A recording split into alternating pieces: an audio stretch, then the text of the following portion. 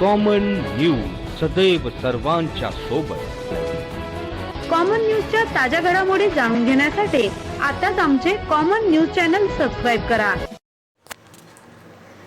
माघ पौर्णिमेच्या निमित्ताने नेवासा तालुक्यातील भूलोकीचा स्वर्ग अशी ओळख असलेल्या गुरुदेव दत्तपीठ श्री क्षेत्र देवगड येथे हजारो भाविकांनी भगवान दत्तात्रयांसह श्री समर्थ सद्गुरू किसनगिरी बाबांच्या समाधीचे दर्शन घेतले। यावेळी झालेल्या महाआरतीला भाविक मोठ्या संख्येने उपस्थित होते। दिवसभरात सुमारे 1 लाख भाविकांनी दर्शन घेतले। रविवारी आलेल्या माघ पौर्णिमेच्या निमित्ताने पहाटेपासूनच भाविकांची दर्शनासाठी गर्दी झाली होती। देवगड येथील भगवान दत्तात्रयांच्या मुख्य मंदिरासमोर तसेच श्री समर्थ सद्गुरू किसनगिरी बाबा समाधी मंदिर प्रांगणात भाविकांची दर्शनासाठी बारी लागली होती।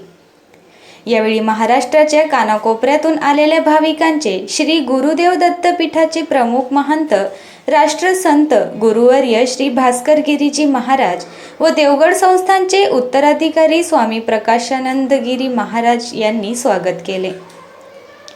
या निमित्ताने नेवासा तालुक्यातील प्रवरा संगम, नेवासा बुद्रुक, जळके खुर्द, गंगापूर तालुक्यातील पुरी या गावातील पायी दिंड्यांनी हजेरी लावली।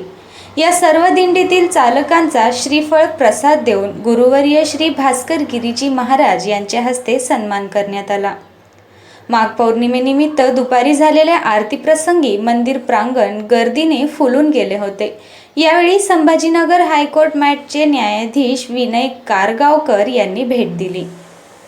यावेळी झालेल्या महाआरती प्रसंगी बाळासाहेब महाराज रंजाळे, स्वामी प्रकाशानंद गिरी महाराजांचे पिताश्री दिनकरजी महाराज मते, गणपत महाराज आहेर, देवगड संस्थानचे सेवेकरी बाळू महाराज कानडे, तात्या महाराज शिंदे, रोहित महाराज पटारे, संतोष महाराज रायपुरे, शशिकांत महाराज कोरेकर, शुभम महाराज बनकर, भानुदास महाराज भिसे, शंकर महाराज तनपुरे, भानुदास महाराज भिसे बाबा, सोमनाथ महाराज पानकडे, सेवेकरी बद्रीनाथ फोलाने, अजय साबळे, नेवासा डेपोचे सेवानिवृत्त आगार व्यवस्थापक सुरेश देवकर, भीमाशंकर वरखडे यांच्यासह भजनी मंडळाचे सेवेकरी, संस्थांचे विद्यार्थी मोठ्या संख्येने उपस्थित होते।